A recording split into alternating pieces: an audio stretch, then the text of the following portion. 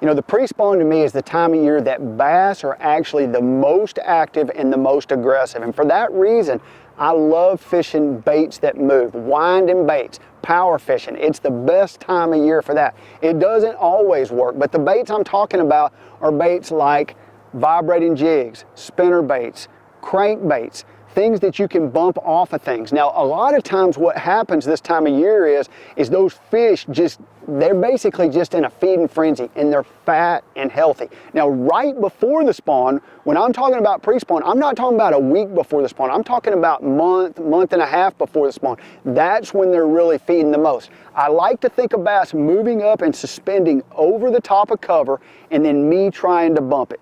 You know, whether it be a vibrating lipless crankbait that vibrates, whether it be a vibrating jig, whether it be a spinner bait, any of those, you just got to get the right depth so that that bait comes across there. And then what happens is when you take that bait and it starts balling up in whatever you're fishing, whether it be rocks or whether it be grass, a lot of times you give it a jerk, especially in grass. You'll jerk it free from that grass, and a lot of times that's what generates your strike.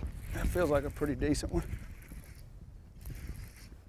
You know, what happened that time is I actually popped out of some grass. I don't know if you can tell. Yeah, that's a good fish right there. Oh yeah, and he choked it too, just like that other one.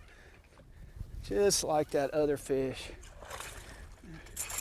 I mean, choked it. I'll show you what choking it looks like.